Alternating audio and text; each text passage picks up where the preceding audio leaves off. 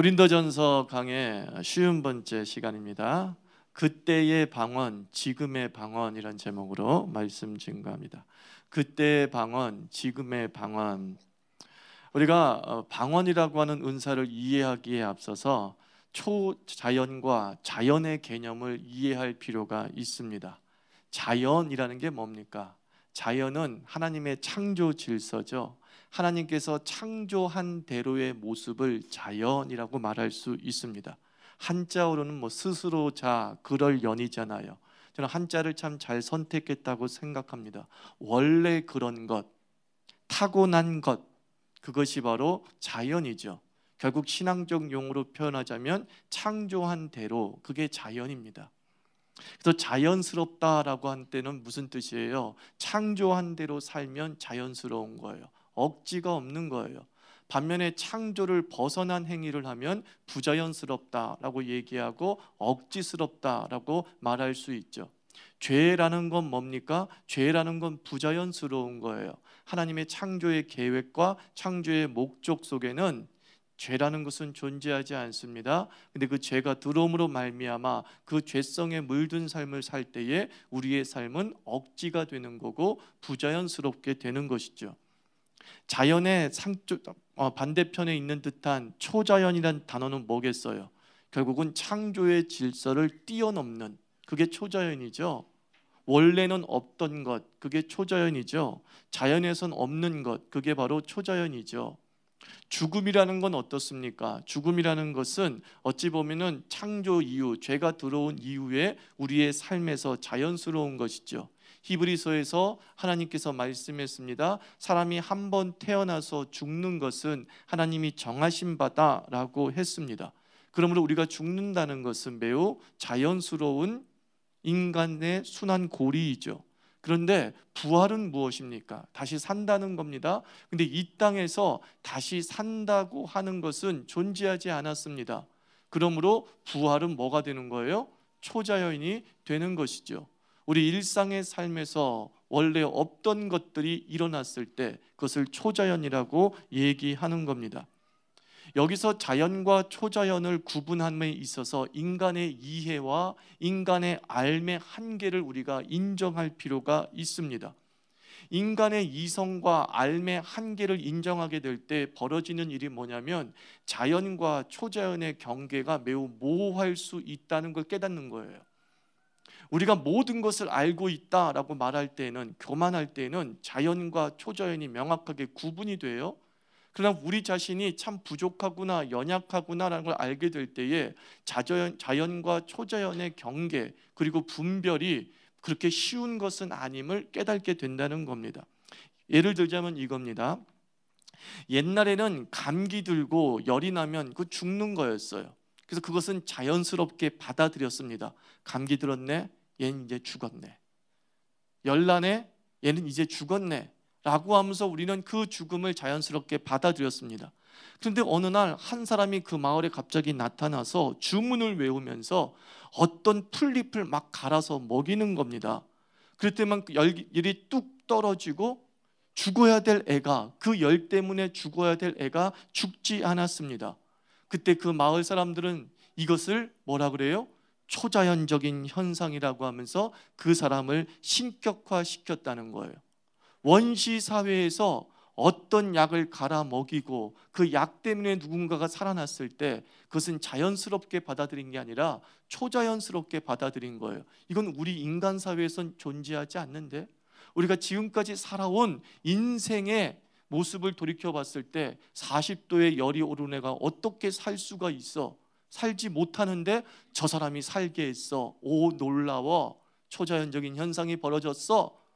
이게 바로 이제 샤머니즘 사회의 모습이죠. 한 사람이 신격화되는 과정이죠. 근데 지금은 어떻습니까? 지금은 열이 나고 오한이 생기면 자연스럽게 무엇을 먹죠? 약을 먹습니다. 그리고 그 약을 먹어서 낫는 것을 당연하게 여기는 거예요. 옛날에는 초자연이었는데 지금은 자연스러워요. 약사가 무슨 약을 조제해줘서 그 약을 먹고 열이 내렸는데 우리는 그 약사에게 오, 당신은 초자연적인 능력이 있어요 라고 하면서 신격화시키지 않습니다. 당연하게 여기는 거죠. 이 사회가 옛날에는 초자연이었는데 지금은 뭐가 됐어요? 자연이 됐다는 거예요. 자연이 됐다는 거예요. 계시의 시대가 100년, 200년, 1000년, 2000년, 3000년이 흐르면서 자연의 영역이 넓어졌다, 이렇게 생각하면 됩니다.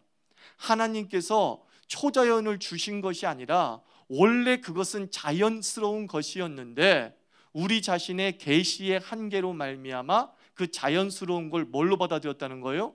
초자연스럽게 받아들였던 우리의 한계성이 존재했던 거죠. 하나님께서는 열이 나면 이 약을 먹으면 된다, 이 풀을 먹으면 된다라고 창조 때 주셨을까요? 안 주셨을까요? 이미 창조 때 주신 거였어요. 그것은 자연스러운 거였단 말이에요. 하나님께서 인간의 이성을 개발시키게 하시어서 약을 조제하고 의료기술이 발달하게끔 창조 때 계획을 했을까요? 안 했을까요? 했단 말이에요. 이 모든 것은 하나님 입장에서 뭐죠? 자연스러운 거예요. 창조의 목적이에요. 그런데 우리의 상황에 따라서 때로 그것은 자연스럽기도 하고 때로 그건 뭐예요? 초자연스럽기도 할 뿐이다 라는 것입니다. 즉 다시 말해서 초자연이 없다고 말하는 것이 아니라 초자연은 분명히 존재하는데 그 초자연이라고 말하는 것에 우리가 지나치게 가치를 부여하게 될 때에 하나님의 창조 질서가 불완전하게 해석되어질 수 있다는 거예요. 하나님이 불완전하니까 수시로 초자연을 개입시키는 것 아니겠습니까? 뭔가 이 창조에 문제가 생겼기 때문에 하나님께서 수시로 수리한다는 개념이 존재하는 거예요. 하나님이 창조한 이 모든 질서는 완전합니다. 이게 우리의 신학이에요. 하나님은 불완전하게 이 세상을 만들지 않고 완전하게 창조하셨으며 그 속에 인간에게 줄 수 있는 모든 하나님의 은총을 다 담았다는 거예요. 단지 무엇에 한계? 우리의 한계 때문에 그 하나님의 그 창조의 원형들을, 창조의 복들을 찾아내지 못하고 발견하지 못했다라는 것입니다. 그렇다고 한다면 하나님의 이 돌출적 개입, 이 초자연적인 개입은 이제는 존재하지 않는가? 이제 그걸 이신론이라고 그래요. 데이즘, 영어로 데이즘이라고 하는데 하나님은 창조한 다음에 이제 더 이상 지켜보고만 계신다. 관리할 필요 없다. 이게 이신론이에요. 이신론, 데이즘이라고 그래요. 이신론 앞에 이자가 이성을 쓸 때 그 이자예요. 순리할 때 그 이자. 그래서 인간의 모든 이성에 이제 맡겨놨다. 그래서 하나님은 팔짱 끼고만 계시고 관계도 하지 않는다. 그것은 성경이 말하고 있는 것이 아닙니다. 하나님은 지금도 우리 삶에 깊숙이 개입하세요. 그것을 우리 개혁신학에서 표현하고 있는 계시적 용어가 단어 두 개가 있어요. 하나가 일반 계시, 두 번째가 특별 계시예요. 일반 계시는 무엇입니까? 한마디로 자연 계시예요. 하나님께서 이미 창조한 모든 우주 만물 속에 당신을 뭐 했다는 거예요? 드러내셨다는 거예요. 그래서 우리가 우주 만물을 보면서 하나님을 알 수 있어요? 없어요? 하나님을 알 수 있는 거예요. 그런데 하나님께서 우리를 위해서 얘네들의 이해력이 떨어지고 얘네들의 한계를 하나님이 아시기 때문에 더 자세하게 설명하시기 위해서, 더 자세하게 당신의 뜻을 이뤄나가기 위해서 이 일반 계시 속에 불쑥 들어올 때가 있어요. 그걸 뭐라 그래요? 특별 계시라 그래요. 특별 계시의 대표적인 것이 성육신하신 예수님이에요. 하나님 자신이 사람이 되어서 하나님께서 이 땅을 구원하시고 이 땅에 하나님 나라를 이룰 것이라는 것을 너무나 정확하고도 명확하고도 분별력 있게 설명하실 필요가 있어서 하나님은 성육신, 자, 하나님이 사람이 된다, 있을 수 있어요? 없어요? 있을 수 없잖아요. 그건 자연스러운 게 아니잖아요. 불가능한 것처럼 여기는 거잖아요. 근데 하나님께서 뭐예요? 있어서는 안 되고 있을 수도 없는 일을 행하셨어요. 하나님이 사람이 되시어서 예수 그리스도로 이 땅에 오시어서 당신의 구원의 계시를 우리에게 보여주셨어요. 그걸 뭐라 그런다고요? 특별 계시라는 거예요. 우리 신앙 속엔 이 일반 계시와 특별 계시가 균형을 이루고 있는 거예요. 그런데 대부분 이 우리 인생 속에서 돌출적으로 들어오는 초자연적인 현상으로만 하나님이 우리를 깨닫게 하시진 않아요. 대부분은 하나님은 어떻게 해요? 우리에게 분별력, 즉 이성과 지성과 하나님이 우리에게 주신 오감을 사용하게 하시어서 당신의 뜻을 충분하게 이해하실 수 있게 하신다는 거예요. 신앙 체험도 그러므로 자연과 초자연이 존재하는 거예요. 그럼 신앙 체험이라는 건 뭐냐? 어떤 사람이 내가 신앙을 체험했대. 그때 그 의미는 무엇이냐면은 없던 것인데 있게 된 것이 신앙 체험이에요. 내가 그전에는 그것을 경험했어 못했어? 경험 못했던 거야. 내가 이전에는 예수라는 사람 얘기를 듣고 눈물을 흘려본 적이 없어. 근데 그 어느 날 그 예수라는 이름을 듣고 예수께서 나의 죄를 위해서 죽으시고 3일 만에 부활하셔서 나를 구원하시면 나를 자녀 삼으시다는 얘기를 듣고서 갑자기 눈물이 흐르면서 그것이 믿어지기 시작했어. 이전에 없었던 일이 내게 벌어졌어. 그때 그걸 뭐라고 하는 거예요? 신앙 체험이라고 하는 거예요. 신앙 체험이라고 하는 거예요. 몰랐던 것인데 알게 됐어. 아, 목사님 그런 뜻이었어요? 내가 이때까지 그걸 몰랐었는데 알게 됐어요. 무슨 체험한 거예요? 신앙 체험한 거예요. 자신의 원래의 자연스러운 상태에서는 그 의미도 알지 못하고 그 깨달음도 없고 가슴이 강팍해서 눈물도 나오지 않았던 자신의 원래의 모습이 어느 날 갑자기 원래 모습답지 않게 눈물도 흘리고 깨달음이 오고 감사도 온단 말이에요. 그 사람은 무슨 체험한 거예요? 신앙 체험을 한 거예요. 신앙 체험을 한 거예요. 바로 고린도 교회가 바로 은사라고 하는 부분이 그런 체험을 한 거예요. 그 전에 그 사람들은 예언이라는 것도 몰랐고 지식이라는 것도 몰랐고 방언이라는 것도 몰랐고 번거 치는 것도 몰랐어요. 이런 것들이 내 삶에 있을 거라는 생각도 못했고, 더군다나 그리스 문화권에서 이성을 중시하는 사회에서 합리성이 떨어지는 그 은사들에 대해서는 생각도 못했던 이들이 어느 날 그 교회 여기저기서 자기네 삶에서 겪지 않았던 경험들이 나타나기 시작한 거예요. 다른 말로 해서 초자연적인 현상이 교회에서 벌어진 거죠. 그들의 입장에서 뭔 현상? 초자연적일 수밖에 없잖아요. 왜? 이전에 몰랐던 것이고 이전에 느끼지 못했던 것이고 이전에 알지 못했던 것이었기 때문에 자신들의 세계관에서는 있을 수 없었던 일들이 그들의 삶에서 벌어졌어요. 그건 분명히 초자연적인 현상인 거죠. 그들에게는 하나님 입장에서 뭐 자연스러운 것이겠지만 그들에게는 초자연적인 현상이겠죠. 그래서 그 중에 하나가 무엇이었냐면 방언이었단 말이에요. 근데 방언이라는 단어가 되게 재미있어요. 제가 아까 말씀을 드렸죠. 하나님께서 갑자기 돌출적으로 들어온다, 그런 얘기 한번 한 적이 있죠. 하나님께서 일반 계시로 우리를 다스리는 가운데서도 더 특별하게 우리를 깨닫게 하시기 위해서 얘네들의 한계를 인정하면서 더 깨닫게 하기 위해서 자연성 현상을 벗어난 일들을 통해서 우리를 깨닫게 한다. 이게 돌출적이라면 돌출적. 근데 헬라어가 이 방언이라는 단어가 글로사라는 단어를 씁니다. 직역하면 혀, 그리고 의미적 해석을 하면 언어, 특별히 자연적으로 얻어지지 않는 언어라는 단어를 쓸 때 글로사를 쓴대요. 근데 이 글로사의 어원이 뭐냐? 글로시스래요. 글로시스의 해석을 직역을 하면 이거예요. 돌출점이 글로시스예요.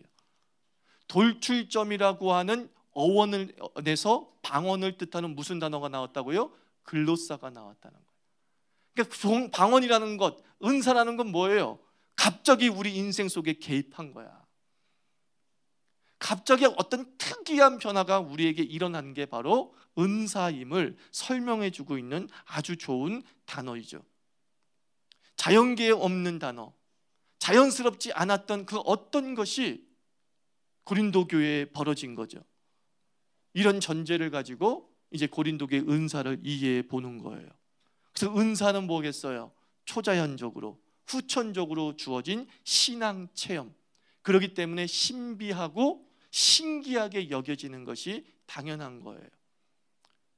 원래 있던 거라면 신비하지도 않고 원래 누군가 받았다고 한다면 신기할 필요도 없는데 도대체 우리들의 세계관 속에서는 일어나지 않은 일이었기 때문에 신비하고 신기하게 여기는 것이 당연한 것이죠.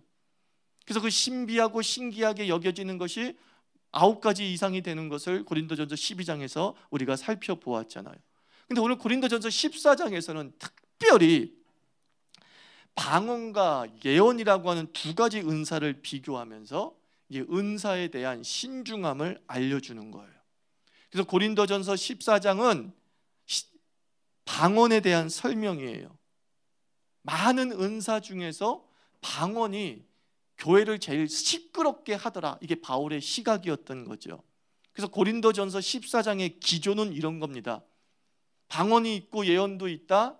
근데 될 수 있으면 방언은 안 했으면 좋겠다. 성령이 하는 일이기 때문에 막을 수는 없지만 자제하고 좀 덕을 세웠으면 좋겠다. 이게 14장의 기조예요. 방언이 있다는 걸 인정하고 그것이 성령의 은사임을 인정한다. 그런데 난 될 수 있으면 방언 안 했으면 좋겠다. 이게 14장의 기조라는 거 꼭 기억하십시오. 이게 14장의 기조예요. 그래서 14장의 그 방언은 왜 하지 말아야 되는 왜 교회 안에서 그렇게 썩 바람직하지 않은가라는 것을 예언이라는 은사와 비교하면서 설명해 주고 있는 거예요. 예언이 방언보다 더 좋다라는 등급을 가지고서 설명하는 게 아니에요. 옛날에 많은 목사님들은 방언을 반대하는 목사님들은 장로교 목사님, 개혁교회 목사님은 마치 은사의 우선순위를 정해놨어요. 1등은 뭐고 2등은 뭐고 3등은 뭐고. 근데 자기가 목사기 때문에 꼭 1등은 뭐 들자면 말씀의 은사가 1등이라고 이렇게 해석을 했던 분이 있어요. 교수님들도 그랬어요. 근데 은사는 등급이 없는 거예요. 하나님께서 필요에 따라 주시는 것이기 때문에. 근데 방언과 예언을 특별하게 비교한 이유가 무엇이냐면 아주 극과 극에 있는 듯한 은사였기 때문이에요. 또 교회 안에서도 그 2가지의 역할과 그리고 그 2가지가 일으킨 여러 가지 영향력이 극과 극의 상태에 있었기 때문에, 그리고 예언이라는 은사가 아주 긍정적 영향 지점에 많이 놓여져 있었기 때문에 두 예언을 가지고서 비교한 거예요. 나중에 다음 주에 설명하고, 방언 하나 가지고만 얘기합시다. 14장에서 말하고 있는 방언, 성경에서의 방언은 2가지 종류가 존재한다는 것을 우리가 주의 깊게 읽어보면 압니다. 사도행전의 방언이 있고 고린도전서의 방언이 있어요. 사도행전의 방언은 사도행전 2장의 오순절 성령 강림 때 일어난 방언이죠. 사도행전의 방언은 쉽게 얘기하면 이거예요. 설교 방언. 이게 사도행전 2장에 일어난 방언이에요. 제자들과 120명의 문도들이 함께 기도하는 가운데 성령의 불의 혀같이 임하는 역사가 일어났습니다. 그리고 나서 그들이 밖으로 나가 예수를 주라 복음을 전하기 시작했다 그랬어요. 그때에 그 제자들이 쓰던 공용어는 아람어였어요. 아람어로 예수는 주라 고백을 하기 시작했는데, 즉 설교했다는 뜻이죠. 설교를 하기 시작했던 거예요. 하나님은 살아계십니다. 예수님은 하나님이십니다. 그리스도이십니다. 이 예수님을 믿어야 구원받습니다. 할렐루야! 설교했다는 거예요, 제자들이. 그런데 듣고 있는 사람들이 이렇게 얘기하죠. 어찌하여 우리들의 언어로 들리느냐, 이렇게 얘기했단 말이에요. 그곳에는 15개국 이상의 사람들이 모여 있었어요. 중국인도 있었고 일본인도 있었고 독일인도 있었고 아랍인도 있었고 인도네시아인도 있었고 베트남인도 있었고 포르투갈인도 있었고 스페인인도 있었고 많은 언어를 사용하고 있는 15개국 이상의 언어를 사용하고 있는 사람들이 모여서 누가 찌꺼리고 있는 거야. 생판 모르는 사람이 막 광장을 시끄럽게 떠들고 있는 거야. 그런데 다 들리는 거야. 통역도 안 하는데. 저 사람 분명히 아람어로 얘기한다고 얘기했는데 막 들려. 그래서 옆에서 물어본 거예요. 저 사람 얘기 들려? 들려. 당신 어디 사람이야? 베트남 사람이야. 이렇게 된 거죠. 설교 방언이었던 거예요. 설교 방언. 난곳 방언으로 들었다. 그래서 사도행전 2장을 바벨탑 사건의 회복이다, 이렇게 얘기해요. 창세기에서 바벨탑은 어떤 의미죠? 그 바벨탑을 지으려고 하는 사람들의 언어를 어떻게 하셨다 그랬어요? 흩어놓으셔서 알아듣지 못하게 하셨다. 언어가 나누어진 이유가 바벨탑 사건 때문이었죠.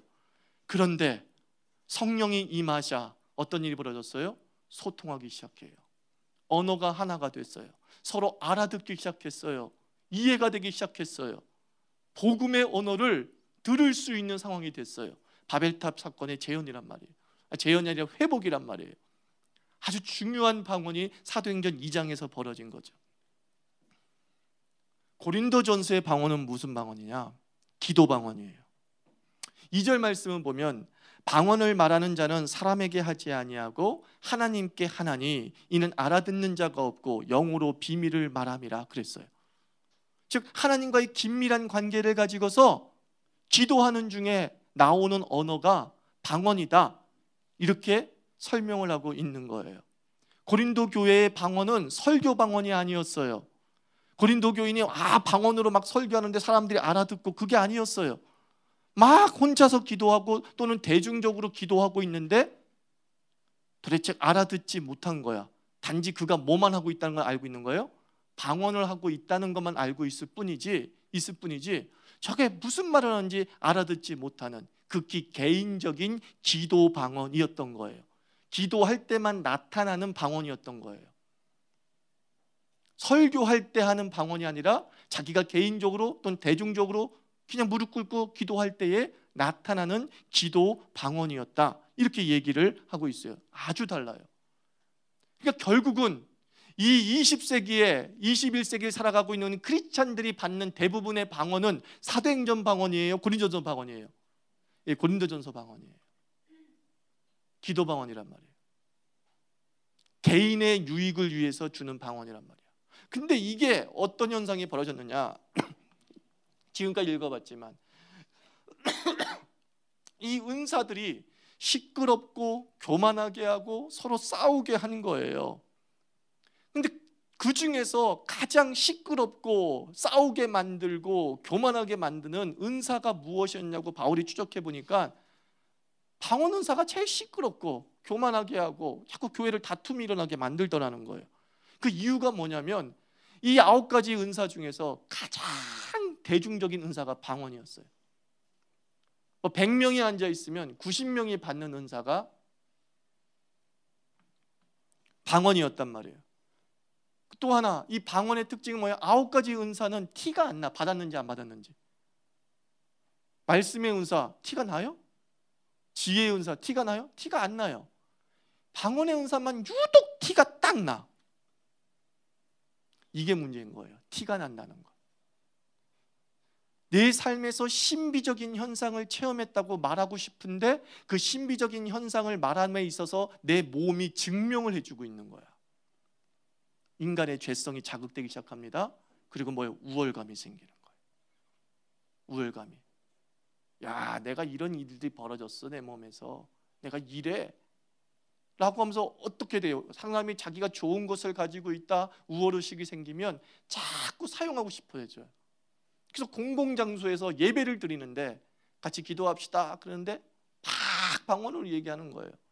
또 서로에게 예언을 하는 하나님의 뜻을 전하는 그런 순서들이 있었어요. 그것은 설교라고 제가 말씀을 드렸죠. 일종의 막 5분 스피치도 하고 20분 스피치도 하고, 옛날 예배는 3시간, 5시간, 12시간도 했었어요, 초대교회는. 여기서 내가 하나님의 말씀을 전하고 싶으면 일어나서 딱 얘기를 해요. 근데 방언을 많은 사람이 일어나가지고 방언으로만 얘기해버리는 거야. 이러고 얘기를 해버리는 거야. 그러니까 거기서 앉아있으면 뭐예요? 멍한 거야. 뭐지? 사도행전 2장처럼 알아들으면 좋겠는데 알아듣지를 못하는 거야. 뭐지? 그리고 예나 지금이나 똑같다고 저는 보고 있는 게 그거예요. 방언을 하는 교회는 어때요? 방언 받아라. 그리고요, 방언 받지 않으면 성령 체험하지 않은 거다, 이렇게 얘기를 한단 말이야. 똑같았을 거예요, 그 당시에도. 야, 이건 하나님이 살아계심의 증거인데 이걸 못 받으면 너 되냐고. 개나 소나 다 받는데 너는 왜 못 받냐고. 믿음이 없어 못 받는다고. 분명히 이렇게 했을 게 뻔한 거예요. 뻔한 거예요. 그러면서 덕을 세우는, 즉 하나님의 뜻을 온전하게 해석하고 가르치는 예언의 은사들은 무시되어지고 막 서로의 우월감으로 싸워나가기 시작하고, 어떤 은사를 절대적 지위에 올려놓기도 하고, 그리고 그 은사와 믿음을 자꾸 비례시킨단 말이죠. 하나님은 그렇게 믿음의 대가로 주시는 것이 아닌데 믿음이 있기 때문에 받는 거라고 얘기를 하는 거예요. 사람은 뭐예요? 누군가 다 받았는데 나만 못 받으면 어때요? 불안하잖아요. 불안하잖아요. 다들 그렇잖아요. 남들은 다 구찌백인데 나만 구찌백이 없으니까 꼭 구찌백을 사야 되잖아요. 그거 똑같은 거예요. 받아야겠다, 받아야겠다.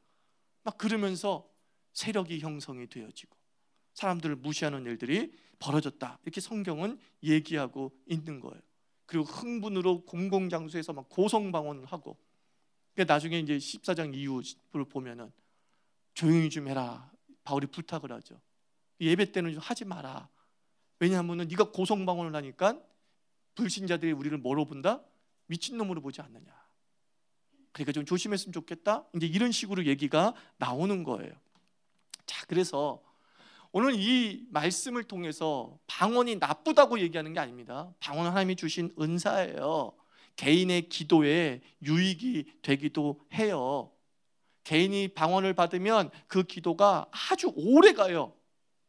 나도 모르게 그냥 막 1시간, 2시간 가요. 언어로 기도하는 사람은 자꾸 언어를 생각하려기 때문에 문장이 막히니까 기도가 막히거든요. 그런데 이 방언은 내가 문장 자체를 모르는 거니까, 나오는 대로 하는 거니까 그냥 가요. 그냥 다다다다다다다다 가요. 한 단어를 가지고 계속 얘기하는 것 같은데 뭐 다른 사람은 뭐 100단어를 썼다, 1000단어를 썼다 이렇게 얘기하죠. 근데 가요. 그래서 하나님이, 다시 말씀드리면, 하나님은 은사를 왜 주셨어요? 우리 고린도서 공부했잖아요. 은사를 주신 이유가 뭐예요? 개인의 유익이에요? 교회의 유익이 우선이라고 있잖아요. 무조건 은사는 그 사람을 위해서 주는 것이 아니라 그 교회를 위해서 주는 거예요. 그 교회 공동체를 위해서 주는 거예요. 이것을 전제로 해서 바울이 이제 방언을 사용하는 법을 가르쳐 주는 거예요. 저는 여러분들 방언 받은 분들 계신 줄 압니다. 잘 보십시오. 저도 방언 받았지만 사용을 안 해요. 어디서 사용 안 해요? 여기서. 이걸 알고 기도해 보십시오. 자, 보세요. 기도할 때. 방언은 언제 쓰는 거예요? 기도할 때 쓰는 거예요. 기도할 때 쓰는 거예요. 그러면 두 번째, 기도할 때 쓰는데 언제 기도할 때냐? 개인적으로 기도할 때. 즉 은밀하게 사용을 하는 거예요. 은밀하게 사용을 하는 거예요. 그리고 바울이 또 얘기하는 게 뭐예요? 무엇이 있으면 좋다? 세 번째, 통역이 있으면 좋다. 그러면은 너에게도 굉장히 기도하는 사람에게도 유익할 것이니 통역하는 자를 반드시 둘 것이요. 네 번째 무엇이에요? 기본적인 거, 기본. 덕을 세우도록 하라. 예언은 어떤 특징을 가지고 있었다는 거예요? 하나님의 뜻을 설명해주고 깨닫게 하기 때문에 공동체에 매우 큰 덕을 세웠어요. 그래서 바울이 내가 알아듣는 말로 너희들에게 얘기하니까 너희들이 얼마나 힘이 됐니? 하나님의 뜻이 이런 거야 라고 내가 풀어줬잖아. 그 뭐예요? 예언의 은사를 사용했잖아. 그때 너희들이 건강해지고 주의 복음의 말씀에 붙었잖아. 방언도 그렇게 덕이 되도록 하라 이거예요. 예언이 우선이다 이 얘기하는 게 아니라 그 예언의 덕이 되는 영향력처럼 방언도 교회에 덕이 되는 영향력을 가지고 사용을 해야 된다라고 얘기하는 거예요.